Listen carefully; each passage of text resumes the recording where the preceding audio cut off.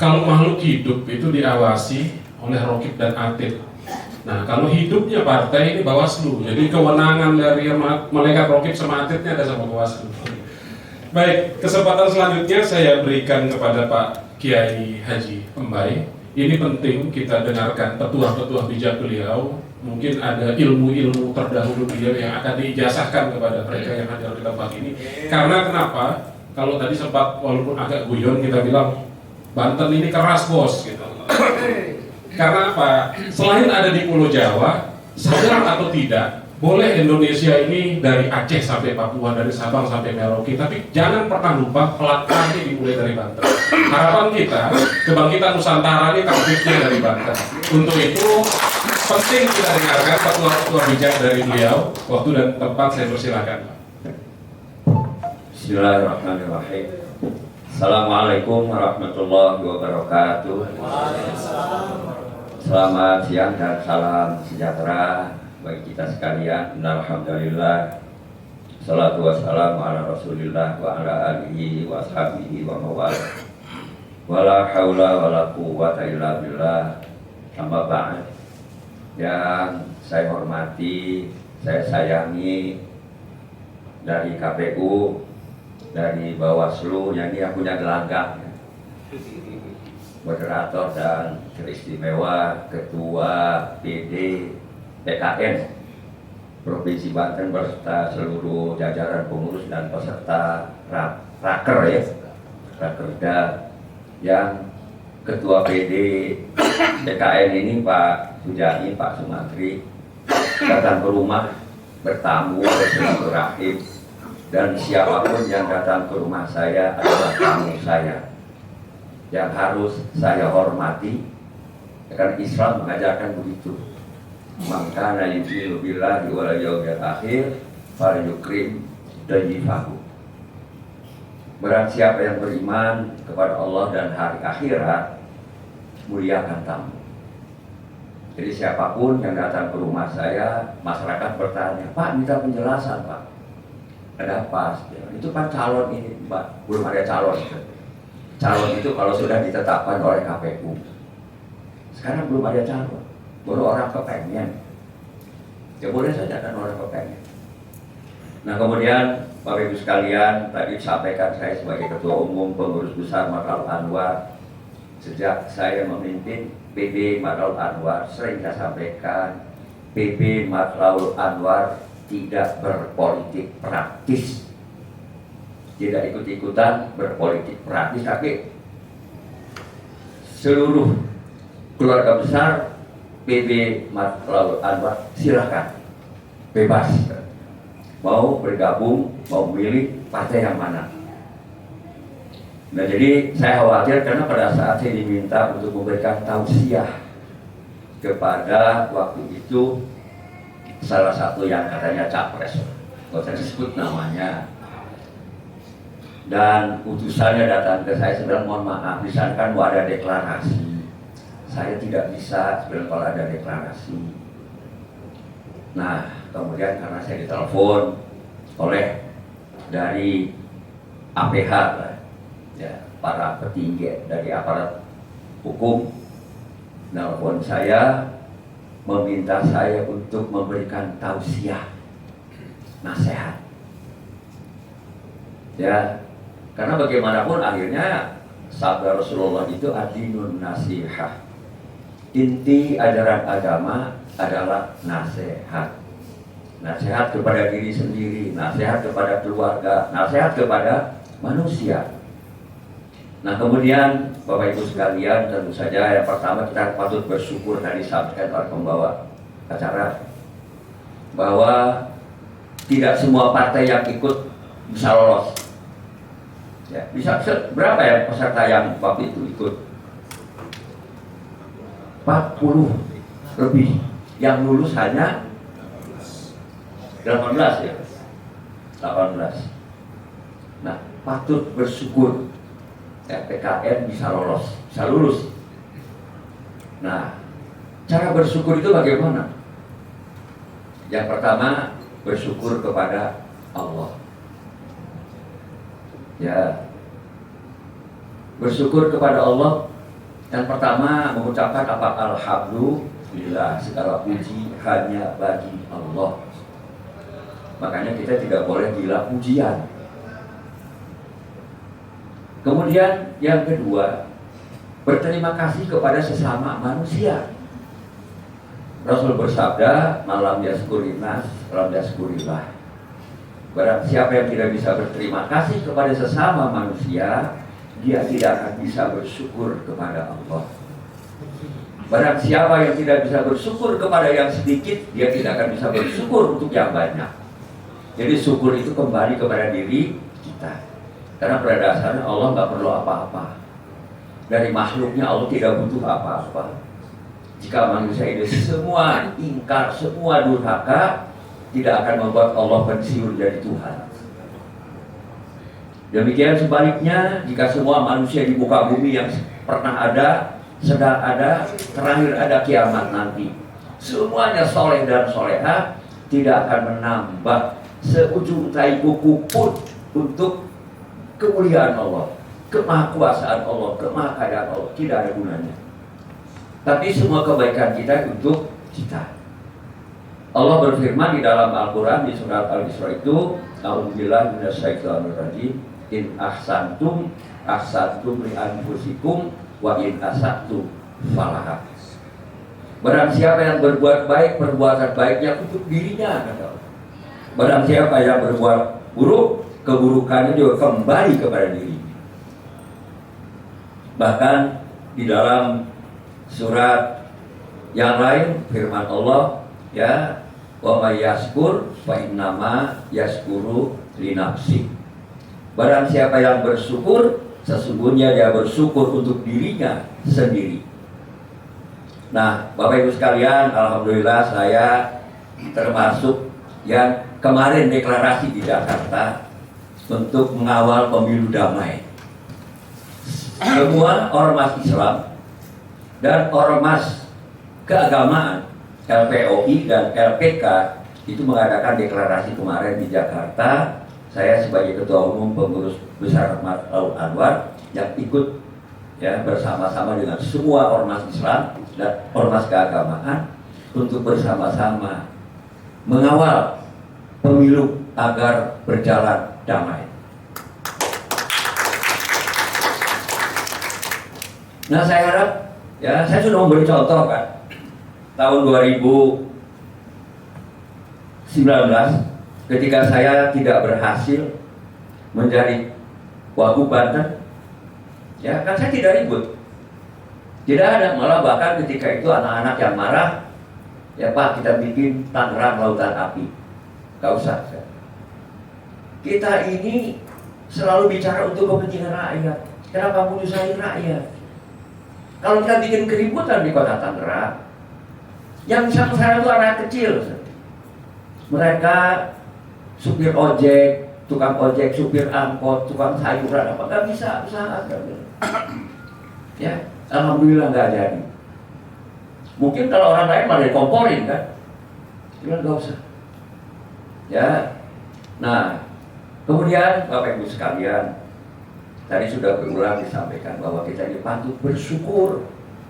Bangsa Indonesia ini satu-satunya bangsa di muka bumi yang terdiri dari bekas 200 kerajaan, terpisah-pisah di 17.000 pulau, 700 bahasa daerah, ribuan suku, berbeda agama, berbeda adat dan berbeda budaya, kita bersatu. Silakan cek bangsa lain di muka bumi, tidak ada. Kenapa? Karena kita punya kesepakatan. Makanya negara ini disebut dengan negara kesepakatan, Darul Misa, negara kesepakatan. Apa itu kesepakatan kita? Pancasila. Saya sampaikan kepada teman-teman yang dari ormas, ya, supaya kalian kalau berbicara NKRI harga mati, Pancasila ini, silakan, ya, bandingkan saja misalnya dengan satu jazirah Arab. Satu jazirah bahasanya sama semua, agamanya sama, bajunya aja sama, bahasa sama. Sekarang pecah menjadi berapa puluh negara. 22 negara. Kenapa? Mereka tidak punya kesepakatan. Nah, kesepakatan ini pernah dicontohkan oleh Rasulullah ketika hijrah dari Makkah ke Madinah. Beliau mempersaudarakan antara pendatang dan penduduk asli. Sekarang penduduk Banten itu sudah mayoritas penduduk pendatang, apalagi Tangerang, Kota Serang, Kota Cilegon. Ya. Mempersaudarakan Arab dan non-Arab. Bangsa Arab dipersaudarakan dengan non-Arab. Ada Suhaib Ar-Rumi, orang Romawi, orang bule. Ada Salman Al-Farisi, orang Persia, dan lain-lain. Kemudian mempersaudarakan orang yang Muslim dan non-Muslim. Bersatu membuat kesepakatan yang namanya Mitsaq Madinah, perjanjian Madinah. Yang kemudian dalam tempo 10 tahun Rasulullah bisa menyatukan satu jazirah Arab menjadi satu negara, yaitu negara Madinah. Daulah Madinah. Rasulullah tidak pernah memberikan contoh untuk mendirikan negara Islam, tapi negara yang Islami. Bukan negara Islami, negara yang Islami. Not Islamic State, but Islamic Society. Ini yang harus kita terus gulirkan. Nah, kemudian Bapak Ibu sekalian, sabda Rasulullah Shallallahu Alaihi Wasallam, innamal a'malu binniyat. Segala perbuatan, pekerjaan itu tergantung niat. Nah, supaya apa yang kita lakukan ini jadi ibadah, niatkan untuk ibadah. Untuk ibadah. Nah, ibadah itu apa? Jangan sampai kita berbuat maksiat. Sekarang ini kan yang paling serem itu adalah apa? Money politik. Alhamdulillah waktu saya dicalonkan, karena saya tidak pernah mencalonkan diri, saya dicalonkan dipaksa. Makanya last minute saya muncul. Money politik turun. Kenapa? Turun waktu itu. Kemudian sebelum saya muncul jadi calon, Banten itu masuk 3 wilayah merah: Papua, Aceh, Banten, zona merah. Alhamdulillah setelah saya muncul, turun dari hijau, tidak kuning lagi.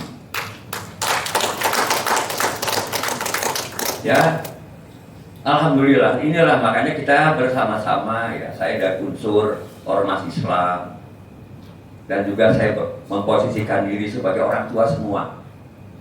Ketika saya diminta untuk duduk di DPR RI, tidak usah keluar biaya Pak Kiai, Bapak terima duduk mari saya. Menteri yang bicara begitu kepada saya. Terima kasih Pak Menteri. Saya ingin jadi teman semua, ingin jadi orang tua semua. Kalau saya muncul di salah satu partai, maka yang lain akan menjauh dari saya. Nah itulah kemudian juga saya tidak bisa leluasa misalnya berinteraksi dengan polisi, berinteraksi dengan tentara, dengan ASN. Sekarang saya bebas. Saya berkomunikasi dengan polisi, dengan tentara, dengan ASN, saya bebas. Dan semua yang datang ke rumah saya katakan, semua kamu saja. Tidak usah ditafsirkan lain-lain. Urusan memilih, itu istri saya pun nggak tahu saya milih apa. Inilah jadi mari kita bersama-sama kita bersama-sama menciptakan pemilu yang damai, pemilu yang tenang, yang tidak ada keributan, tidak ada kecurangan. Nah tadi Bawaslu sudah menyatakan bahwa Bawaslu pun ada yang awasi. Jangan lupa, kita itu sangat diawasi oleh Allah. Apapun yang kita lakukan, jangankan yang terucap, jangankan yang kita lakukan, gerentas hati saja Allah tahu. Dicatat itu. Nah, oleh karena itu, mari kita bersama-sama niatkan bahwa jadi anggota dewan, jadi pejabat, jadi apapun dalam rangka ibadah, memberikan kenyamanan, pelayanan kepada masyarakat. ya, bukan kemudian mempersulit. Nah, dan saya sebagai orang tua, saya punya tanggung jawab, yaitu agar mentransfer nilai-nilai itu ya kepada generasi muda, karena suatu ketika saya akan berhalangan tetap. Kemudian terakhir ya, karena waktunya terbatas juga, Banten itu wilayah yang teruji kesetiaannya kepada Republik. Tahun 1945 kita merdeka. Saya baru beberapa tahun merdeka, saya sudah lahir. Ya, tahun 55 pemilu itu saya bawa ibu saya ikut nyoblos. Karena kalau ayah saya tentara, ya ibu saya membawa saya nuntun untuk ke bilik coblosan. Tahun 49,